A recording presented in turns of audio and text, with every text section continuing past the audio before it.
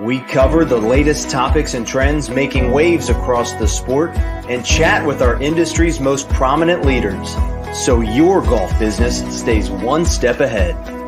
Welcome to Golf Business Live, powered by Club Caddy. Welcome to Golf Business Live. Jay Karen here, NGCOA CEO. With me today on this special episode of Golf Business Live is Dr. Anirban Basu, who is the chairman and CEO of the SAGE Policy Group and a longtime speaker at the Golf Business Conference. Dr. Basu, how are you doing today? I'm doing great. Fantastically. Thank you for asking. And I hope you're doing the same. Same here. Thank you very much. So we have an election here in a couple of weeks. We thought, let's get you on the show, talk a little bit about maybe some economic policies coming down the pike here with either candidate and maybe how it intersects the golf industry. Just a quick little interview to give everybody a bit of a teaser as to your conversation that you'll have at the Golf Business Conference at the PGA show in January 20th through the 22nd. So we will welcome you back. I don't think we could have a Golf Business Conference without you, Dr. Basu. You do an amazing job delivering and packaging, whether it's good news or bad news about the economy. Our audience loves to have you. So with the election in our windshield here, I got to say, golf is very much a what they call nonpartisan or bipartisan sport, right? I don't care if you're Republican or Democrat, you're facing humility on that golf course. Doesn't matter what party affiliation you have.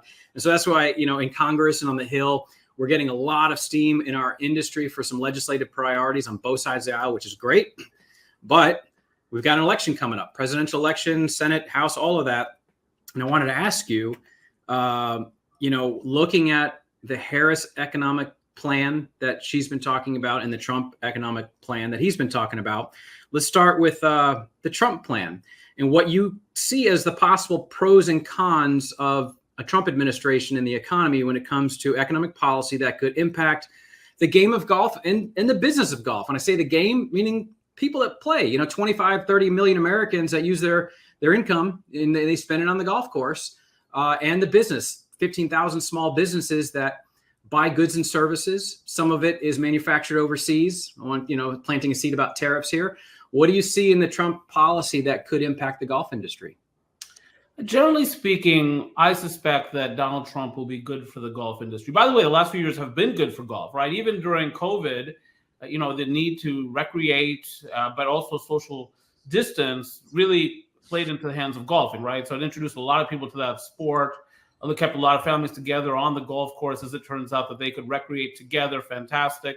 And then, of course, the economy has been reasonably strong from a broader perspective. Obviously, we can talk about inflation, but we had lots of job growth, wage growth, and lots of people traveling around the country, including to go to various golf courses. So it's been a good economy. Now, what about Donald Trump? Now, look, one of the aspects of golf is the corporate sector. And of course, golf bedevils Democrats, Republicans, independents, all kinds of people, I suspect even socialists on occasion. But the point is that if the corporate sector is strong, all things being equal, that's pretty good for golf, right? I mean, I think we know the stereotypes about how many deals are made on the golf course and that kind of thing.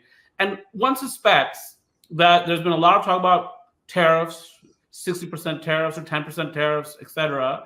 All things being equal, that would probably be bad for business, right? It raises the cost of doing business. It's inflationary. It could keep interest rates higher than they otherwise would be. But often I view what Donald Trump says as being negotiating posturing, that when push comes to shove, he'll try to do what's best for the stock market, what's best for the broader economy, what's best for unemployment. And so I suspect that Donald Trump's policymaking, whatever the rhetoric is, the policymaking will be quite good for the economy, though I will also say that somebody out there needs to do something about this national debt, but set that aside. With respect to Kamala Harris, a lot of talk about supporting small business people, so on and so forth. But in my mind, because she has not been president, I have less awareness of what she likely would do once ensconced in the White House. Donald Trump we've lived with for 4 years. We have a sense, and he was quite good for the economy. Yeah, when I looked at both policies, certainly the Harris economic policy platform looked more about trying to lift up maybe Americans that are struggling. And there wasn't really much in there about business, right? And so, but I got to say, a little parenthetically, maybe, I don't know if you remember the 2017 tax bill, in the Trump administration, while, Donald Trump is the quintessential golf course owner and operator and uses golf as a business tool, to see him I remember the days when Rand Paul had no love for Donald Trump. They play a round of golf together, and by the end of 4 hours, they're kind of buddy-buddy, right? It's just the magic of golf in many ways. But the 2017 tax bill also had the elimination of the business entertainment deduction. And so no longer could you write off that business round of golf as an expense, or at least 50% of it. So, we have to always be watchful of even, a pro golf kind of guy like Donald Trump. There could be some policies in there or legislation that's actually not very good for the industry, whether it's on purpose or not. And so we're still dealing with that because we haven't seen the return of the business entertainment deduction. But, so very different, you got Trump dealing with corporate policies and so forth. Do you see the tax rates extending? What do you see on the corporate tax rate side? What do you think is going to happen on the Trump administration if that happens? Well, first of all, let me just say that you made a very good point. And you might remember there were also limitations on state and local tax deductions, those kinds of things, that would also have impacted people often in high tax states, as it turns out, in New York, et cetera, California. And so, all things being equal, those things would not be particularly good for the golfing industry. But to reduce the corporate tax rate from 35% to 21%, the headline.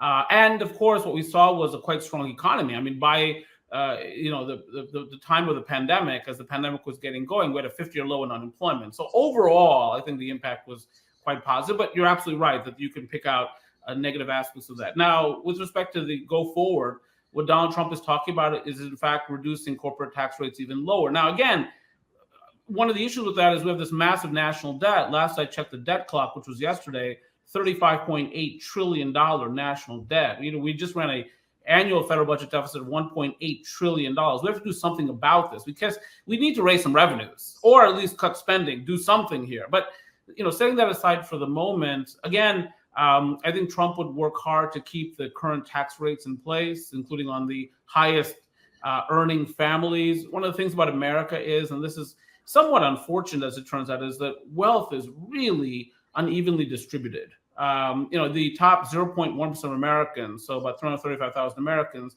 control about 13.5% of the nation's wealth. The bottom 50% control 2.5% of the nation's wealth, according to Federal Reserve data. So, that's what Kamala Harris is talking about, bringing up that middle class. But how do you do it? Yeah. And talking about, getting rid of price gouging. Well, how do you do that, as it turns out?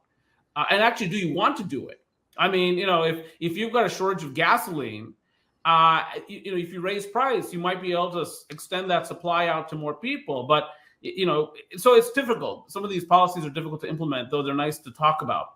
So what can I tell you? I think in both instances, there's not much clarity about the various candidates' positions on the economy. But again, we've lived with Donald Trump for 4 years. We have a bit more sense of what he would do. It's pro-business, pro-corporation, a general proposition. With respect to Kamala Harris, it's less clear. We can maybe induce some things from what happened under the Biden administration, but Kamala Harris has said, "I'm my own person. I'm not going to do exactly what President Biden has done," and so we shall see what that looks like if in fact she is elected. Wow, so we're here in the fourth quarter of 2024. Any end of the year tips for small business owners to take advantage of any policies or laws that might be expiring soon or changing? Anything they should be doing to button up in anticipation of a possible change in administration or anything like that? Well, of course. I mean, but here's what I would say is more important for small businesses, all things being equal. Okay, the administration matters, don't get me wrong. But one of the things that matters for small businesses, their financing costs. And we still live in a country in which interest rates are quite high by near-term historic standards. And the economy has been quite strong despite that. My feeling is that these higher interest rates we've been living with are starting to press down, starting to suppress the pace of economic growth, that this economy will slow at some point in 2025. And it should be noted that often we suffer economic weakness early during presidential administrations. Think 1981, think 1991, think 2001, so on and so forth. And so if you're a small business owner, your costs have gone up massively, of course. And now if the economy weakens, you lose some of that pricing power that's offset some of those cost increases. All things equal, that squeezes margins. If you're facing margins that are thinner, you want to talk to your banker, right? You want to make sure your line of credit is as large as it possibly can be, so that if you need some financial flexibility at some point in 2025, it's there for you. Super good advice, man. This is great. Just a tease of what we're going to talk about in Orlando in a couple of months. Dr. Basu, thank you for joining us today. And, a lot can change in a matter of 2 or 3 months. So whatever we talk about in January, I have a feeling, the world will have changed a lot by then. So we appreciate you being on the show. All right. I'll see you next year.